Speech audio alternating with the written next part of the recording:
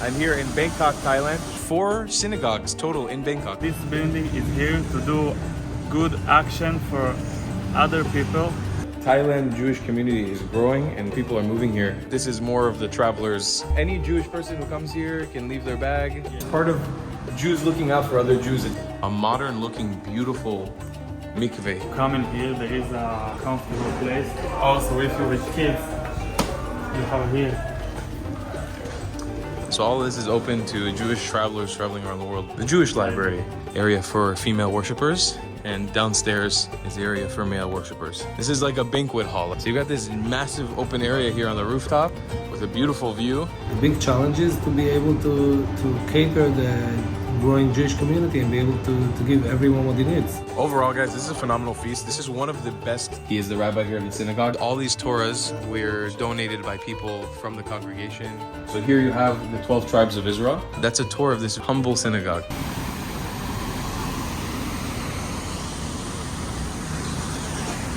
Okay, my friends, in part of our series to show you guys more Jewish people around the world, I'm here in Bangkok, Thailand, to show you guys the synagogue or Chabad house of Bangkok. There are many Jews living in Thailand, especially since the COVID-19 pandemic happened. Lots of Jews and Israelis from around the world have moved to Thailand to live here. Today I'm going to show you guys how this community exists, where they live, and where they eat. So let's head on in. It's early in the morning right now. We are going to do our Shacharit prayer, the early morning prayer here in Judaism. We'll show you guys the community. So here's a look at the Chabad house from the inside. This is my first time too, so I'm seeing this all for the first time as well. We can see here's backpacks from various, probably Israeli backpackers.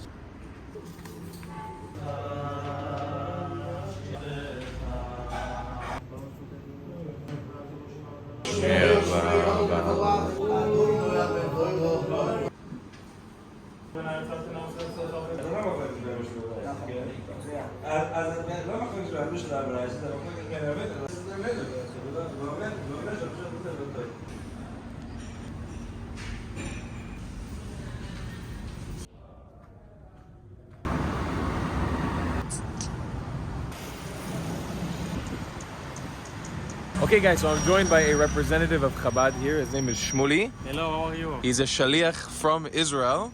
So how long have you been here in Thailand? Yeah, me for 4 months. 4 months. Yes, I came here to help to the rabbi. He's not the most confident in his English, so we're going to bear with him today and I'll fill in the gaps. But he's going to give us a tour. And so what do we have here? This is the Bet Chabad. We have a restaurant. What else? Yeah, okay, so this is actually the Chabad house. What is this? What is a Chabad house? The Rabbi Milubavitch sent his followers to go every place on the world, every place they are, to give some Jew help in Gashmiut and Ruchaniut, help in spirit and life, and help with everything. So this building is here to do good action for other people, and there is also Shirut Ruchani v'Gashmi. Spiritual work. The point of the building is to serve as a place for Jews to gather and a place to do good where Jews can work out of. It's kind of like a Jewish center of life here in Thailand and Bangkok. It's kind of like the main area. And Shmoli was actually telling me there's 4 synagogues total in Bangkok, right? So there's 2 Chabads, which is this sort of congregation, and then what, another 2 that are... Yeah, this is for the travelers, and there is another 3 more, one for the guys here for business, and another one for the community, and another one for small community, new community. That's really amazing. It shows, I mean, I was saying this earlier when we came in, the Thailand Jewish community is growing and growing and growing, and more people are moving here, especially from Israel and from other places around the world. And you can see, I mean, this is proof in the pudding that this is more of the travelers area. You can see all the backpackers' backpacks. Okay, so where are we right now? What are we looking at? Yeah, okay, so we are at the dairy restaurant. She's gonna open after like a week after Pesach, Bezrat Hashem. There is also a meat restaurant up 1 floor on top of it. And so just to explain what Shmuli is saying here, in Judaism, we have the laws of kashrut, or kosher, and we segregate dairy food from meat food. So there's 2 separate restaurants with 2 separate kitchens here.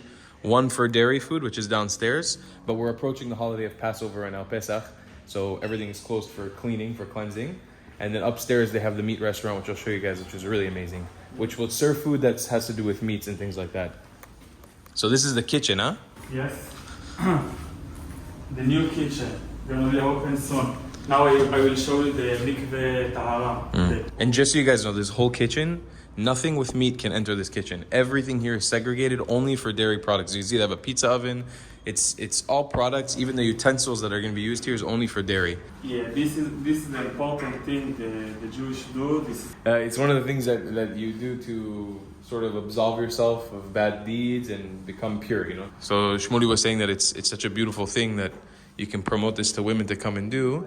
And they won't be shy to do it because it's set up in such a nice area. And to imagine such a modern-looking, beautiful mikveh here in Bangkok, it's amazing. Actually, this whole building definitely compares to any amazing synagogue or Chabad house I've seen in the United States or anywhere else in the West. So do you guys keep these bags for travelers? Yes. Anybody can come and. Yes. Wow.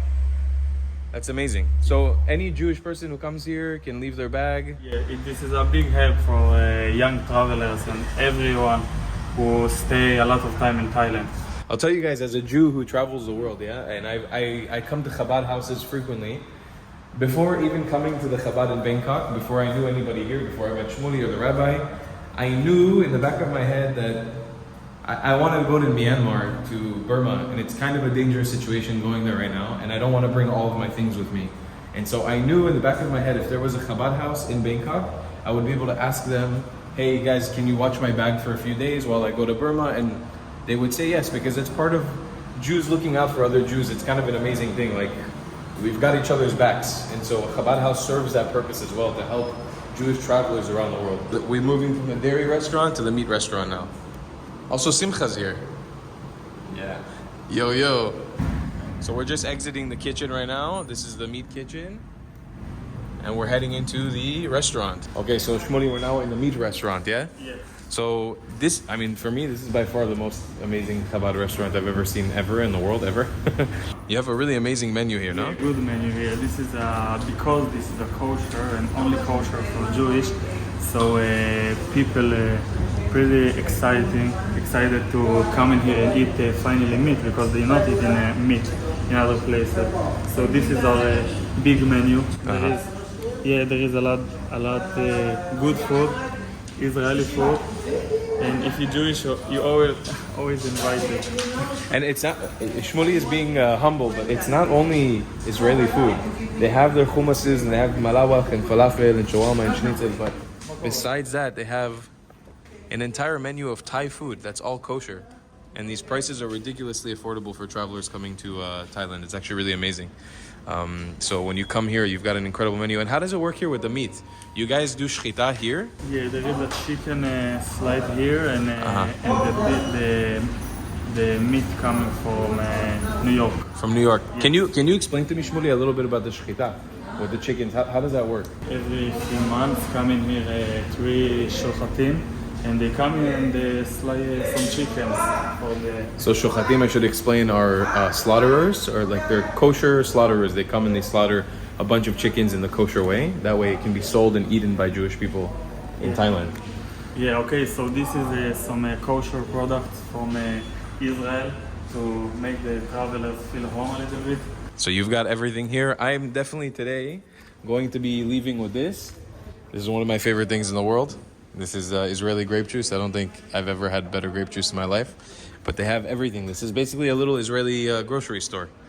You've got a bunch of Israeli products here. Yeah, so part of the place to be a home to every Jew who come in here, there is a comfortable place to sit and be organized to the next trip. And there is a computer, you can print here also stuff, and there is a very comfortable couch. Very clearly very comfortable. Also, if you're with kids, you have here. Wow. Very nice place to... Wow, this is above and beyond. I've never seen anything like this in a Chabad house. It's amazing. The first rabbi in Thailand came here to help to the community. He came to be rabbi in the synagogue. But after he saw a lot of travelers, Jew travelers here in Thailand. So he said, this is not enough. I'm bringing bring here another rabbi, and rabbi of this place came here.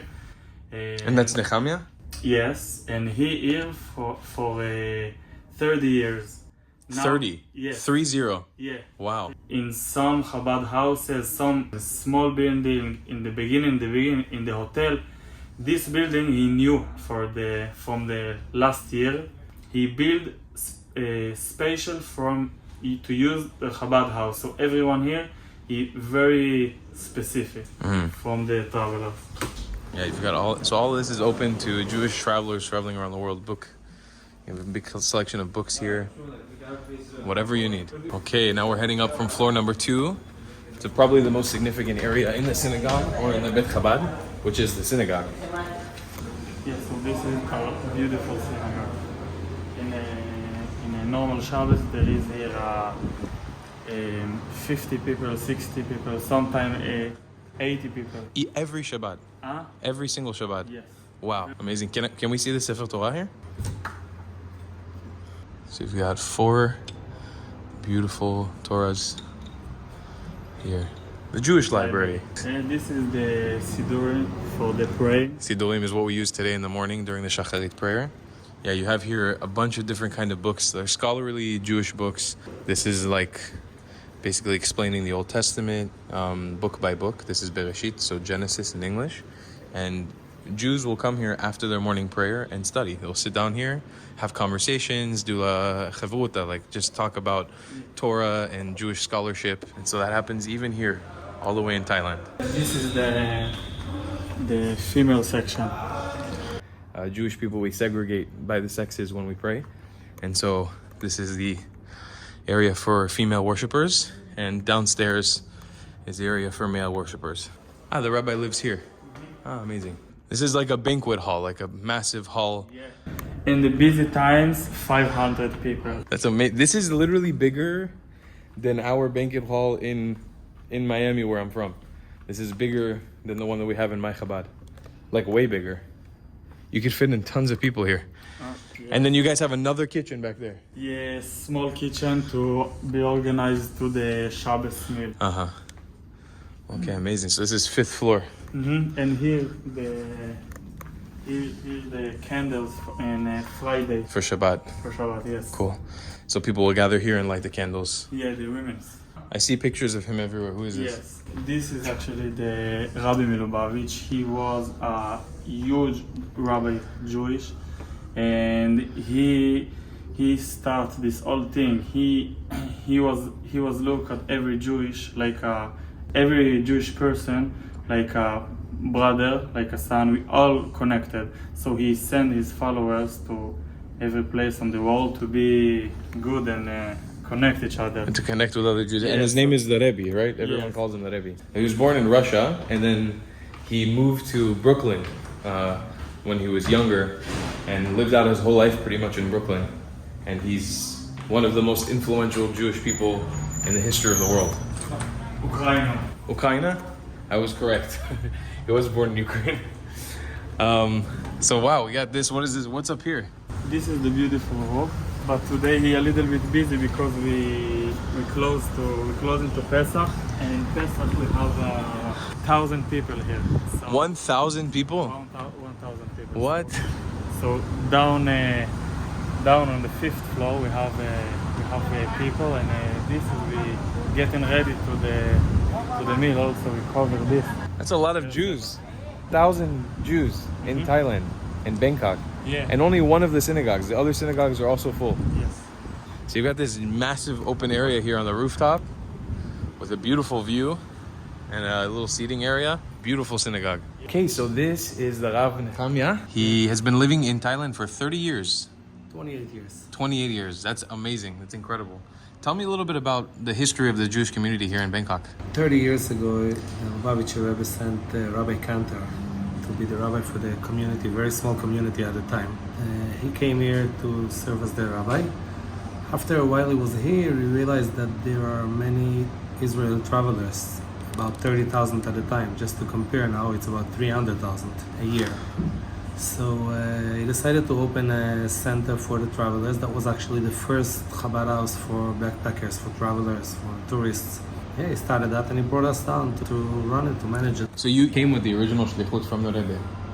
No, Rabbi Kanter Ah. was sent by the Rebbe. I came already a year after the Rebbe passed away. How has the community evolved here throughout the years? The local community has grown very much during this 30 years. There are today thousands of Jews living in Thailand, most of them Israelis. We are here mainly working with a traveling community, which, as I said, is about 300,000 travelers a year. We're having Friday night meals, Shabbat meals. Friday nights we have every week 400, 500, 600 people here. We have during the week, as you see, a synagogue and a kosher restaurant. Any help that the Jew needs, the place is open for him. And do you feel like this Jewish community is continuing to grow? Is only going to get bigger here in Bangkok? If you're talking about the traveling community, Traveling and the locals who live here. also the local. Yeah. It is growing from year to year. There was a stop for the COVID time, but it is growing and looks like it's continuing. Since after COVID, it grew. It's much more than before. I have to ask because I know every shlichut that deals with their challenges and with their issues in each place that they go to. Living in Southeast Asia, I know I've lived in Southeast Asia. It's not the easiest place to be a Jew, but for the most part, this is one of the most beautiful Beit Chabads I've ever seen in my life. And the synagogue is amazing. The restaurant is incredible. The menu is like, wow, I'm so excited to go eat there.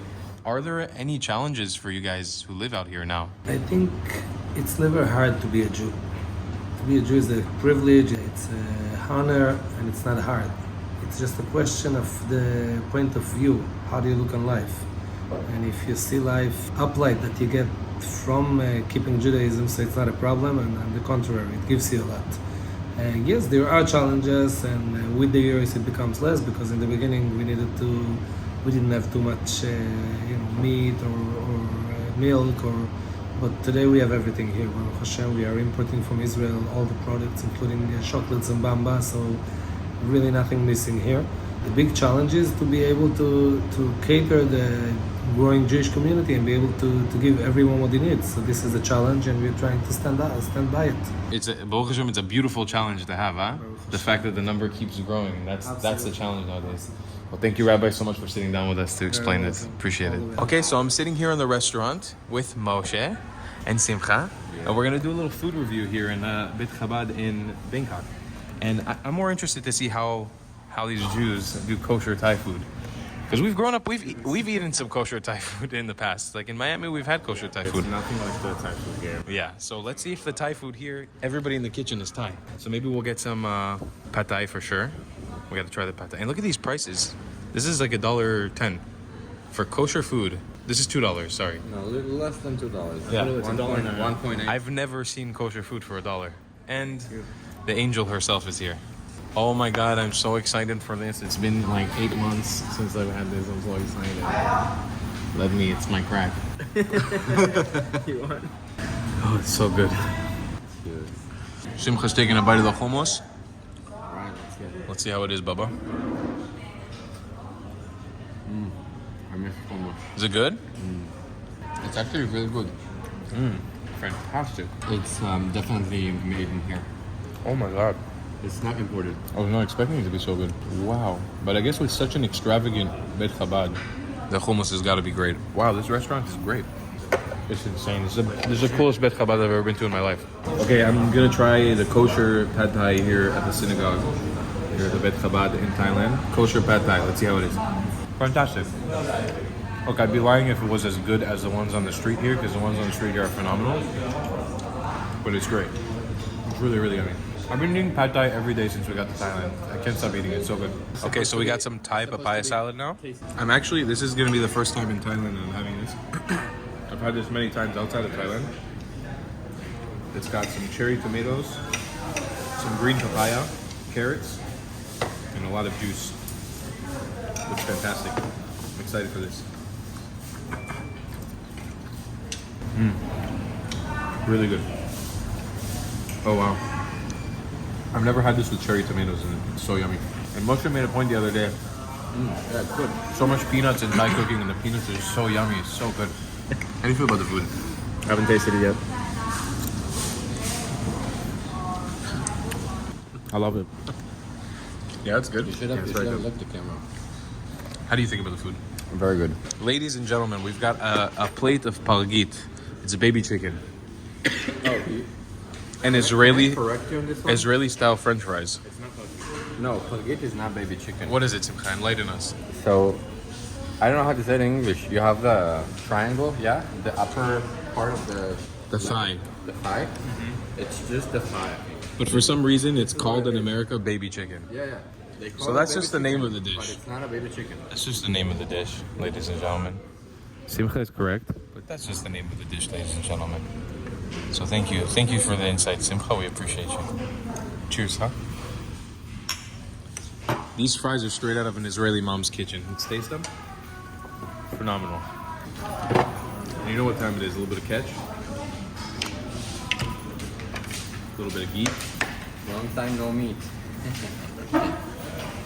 Look at that. Look at that scrumptious, kosher chicken. That's kosher. That's a kosher Thai chicken. Alright. That's alright. Oh my lord. Take a little bit of hummus. Just lather it on there. Yep. My favorite part of the transaction, wash it down with heaven.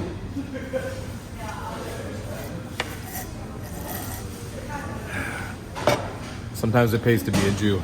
Overall, guys, this is a phenomenal feast. This is one of the best Bet Chabads I've ever been to, one of the best restaurants that I've been to, and the price is insane.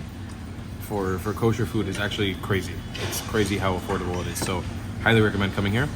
All right, so we found it in the Mille Male, the J Cafe. So you can see J Cafe Kosher Shop by Chabad. So it's affiliated with the other one we were at. Wow, this looks just like a normal kosher supermarket. Moshe, what's going on, Moshe? Well, we just arrived at J Cafe, owned by the Chabad, part of the Chabad that we were in just before. And this is a mix of a supermarket and a restaurant. And it's pretty cool to see this because it's very reminiscent of like the Western style that we have, where you have both like a cafe and a little mini supermarket. And what's cool about here is like everything's kosher, right? So all the Jews can come here, buy their food, buy their meats, whatever it is. But what's interesting here is that we separated it a little bit. So the cafe itself is for specifically dairy.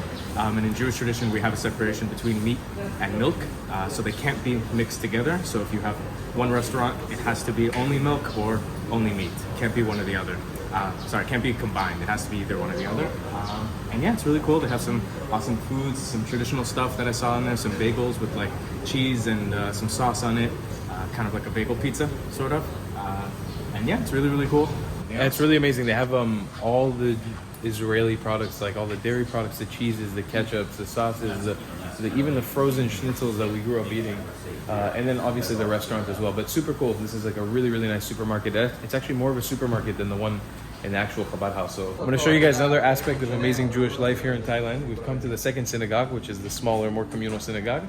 There's actually a celebration for a bat mitzvah happening now. So you can see the whole thing is turned into an event space. And we'll show you guys the Torah here. But you can see this is as Bet Knesset as it gets, you know? This is like a neighborhood Bet Knesset. Typical synagogue. Yeah, it's a very far stretch from the more touristy one that we went to earlier. But you can see J Cafe, the same people that we went to the supermarket for are the ones like catering this whole thing. Okay, we have jumped to our third and final synagogue, which is called Bet Chen? Eved Chen. And I'm with Rabbi Davidi Haddad. He is the rabbi here of the synagogue. He's going to introduce us to the area, show us the Torah and everything. So, yeah, Can you tell us a little bit about yourself? Yeah. I'm Rabbi David Haddad. I'm here for 20 years in the Even Chen Synagogue. I'm the principal of the Jewish school. זה בית הכנסת שלנו, זה בית כנסת שנוסד על ידי אנשים שעוסקים באבנים, אבן חן. So he's saying this is their synagogue. This was the original synagogue that was kind of founded by the merchants of jewelry stores and stones that came here. We'll show you guys that after. Downstairs, this whole strip, this whole area of Silom, right?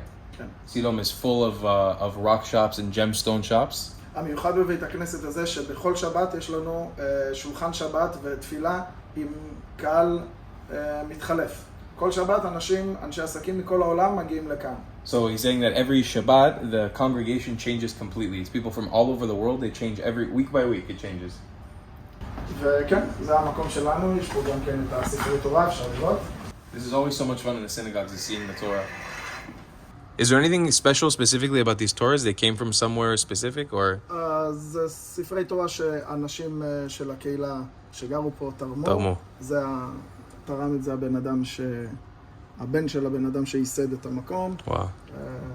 הקהילה היהודית בגרייטניק, קהילה פרסית משעדית. Great Neck in New York.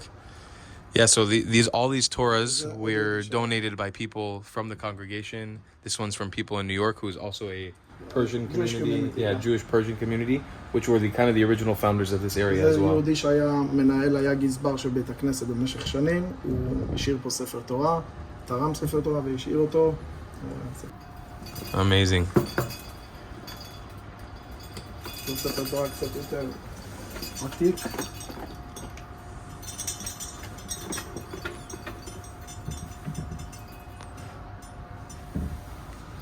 And Rabbi, how many people come usually to the synagogue on Friday or on holidays? Between 30 to 50. 30 to 50. And some of holidays like Pesach is under 50. Under 50. Yeah. Okay. So it's a little bit more relaxed than the other synagogues. And you guys run a Jewish school, you have a supermarket, you have anything else like the other synagogues here, or it's just We have the J Cafe. the J Cafe? The main shop. Right, that we visited Kosher already shop. today. Yeah. And the Beit Chabad. Chabad Amazing. House is a kosher restaurant. And this here is that machine? Is the Ezrat machine is here. this back area? Yeah, and it's a little area. And פה חדר אוכל. Amazing. You have the banquet hall. This is where מטבח. you would eat. And that's a tour of this very, very nice, humble synagogue. Very beautiful. It's just one small room inside of a hallway of a hotel. So the synagogue used to be in the Shangri-La Hotel, which was here in Bangkok. But they've moved since then because they were there for 14 years. They've moved since then to this building. And something that's very typical in Jewish synagogues, I would say, in Israel and in the United States is this. It's called mosaic, no? It's like a mosaic glass, like a stained glass. So here you have the 12 tribes of Israel. They actually moved this from the hotel and they brought it here. And it's something that's it's actually very special, especially in Southeast Asia, to have a mosaic glass like this. Because again, it's popularized in the West, very popular to see it in the West or in Israel. But in Southeast Asia, to have this beautiful mosaic glass in a synagogue, first it adds this feeling of home, right? Of something that a lot of Jews are used to. But it's very special because you don't see this often. I mean, in the Philippines or in Singapore, I don't think they had something like this. Okay. So, Rabbi, how long are you here? How long have you been here in Thailand? 20 years. 20 years. Almost 21, yeah. The entire time in Bangkok? Yeah. Yeah. Before I used to live in Sukhumvit area, Okay. in Beit Sheva area. Then I'm here for 14 years 14 years in here. this area. And how has the Jewish community changed a lot in the last 20 years that you've been here in Thailand? Has it become more difficult? Has it become easier to be a Jew here in Thailand? It's very easy to be a Jew anywhere. I like this. This is the second time we've heard this answer today. I like this one. Is it true? It was a trick question. I wanted to hear if you would say the same thing. You know, there are certain difficulties that come with keeping halakha, like keeping kosher and there's certain difficulties depending on where you are in the world. Because, for example, here you don't have this massive supermarket chain where it's easy to get kosher meat all the time in every area of the country. Are there any specific difficulties that you faced in the last 20 years being here in Thailand of being Jewish, or things that were kind of hard, some challenges that weren't so easy to solve? יש משהו מאוד מיוחד שאפשר לראות אותו לאורך כל ה-20 שנה שאני רואה אותו. There's something really special that you could see the last 20 years that he's been here. שיהודי, לא משנה מאיפה, אם הוא מישראל או מארצות הברית או מכל מקום בעולם, צרפת וכולו, יש תמיד משהו שמושך אותו למקום הטבעי שלו, היהודי שלו, שזה בית כנסת, בית חב"ד, דווקא למקום הזה, ודווקא כשהוא נמצא בחו"ל. So there's something that draws any Jew in the last 20 years, there's something that draws any Jew, no matter where they come from, in the world, if it's the US or if it's Asia, if it's Israel, to Bet Chabad. בחודש האחרון קיבלתי פנייה משלושה יהודים, ממקומות שונים בעולם, שבאו לכאן, שניים באו להיות שף, ואחד בא לפה ללמוד ללטש אבנים במשך 6 חודשים, ומחפשים דווקא את הקהילה היהודית. שאלתי אותם לאיזה קהילה הם משויכים בצרפת או בסוויסלנד, איפה שהם לא משויכים למשהו, אבל כאן הם מרגישים משהו שהוא יותר, אולי בגלל שזה רחוק להם מהבית, גם אם זה לא ישראל, אבל הם מרגישים משהו שיהיה להם בית ושייכות. So he's found 3 different Jews from around the world, different parts, living completely different lives. Each one is doing something different. And while they didn't have a specific congregation that they belonged to in their country of origin, they came here to Thailand, and they came to this synagogue, and all of a sudden they felt belonging. They felt a belonging, they felt a home here. כן, זה אחד הדברים שאפשר לחוש ולהרגיש אותו לא רק בבית הכנסת הזה, אלא גם בשאר בתי הכנסיות, שיהודי מתחבר, אולי דווקא לא בגלל, אבל בעיקר כשהוא רחוק מהבית, אז הוא מחפש את המקום הטבעי שלו, שזה בעצם קהילה יהודית. It's a really good point, actually. So what he's saying is like when a Jew, or when somebody who's Jewish, who grew up with Jewish values, is out of their element, is living in a different place outside of what they're used to, right? When you're in Israel, or in the US, it's very easy. I would not say the word easy, but it's very commonplace to be a Jew. There's lots of Jews everywhere. And you come to a place like this that's far away from what we're used to, all of a sudden, a place like this that feels familiar. I mean, to me, the stained glass window, the Sefer Torah, the seats, all calls back to a synagogue. It's a place that I feel at home. It's a place I feel safe, a place I feel welcome. I know that this is a home for myself as well. So it's actually really beautiful that people from all over the world can come all the way out here to Bangkok, Thailand, and all of a sudden find home in a place like this. Very beautiful. אתה באמת מרגיש בבית? לגמרי, בבית כנסת תמיד. בתעשה כלים. We're just about to leave and the rabbi brought out a nice bottle of scotch. We're going to do a little celebratory shot. Maybe one. Who knows where it goes, you know, you never know. לחיים, לחיים. לחיים, לחיים, לחיים. תהיינה בשורות טובות. אמן. בשורות טוב בפרויקט שלכם, שתעשו רק מה שצריך ולשם שמיים כמו שצריך. אמן. שהשם יצליח דרככם. אמן. בריאות, הצלחה, תשמרו על עצמכם. אמן. לחיים.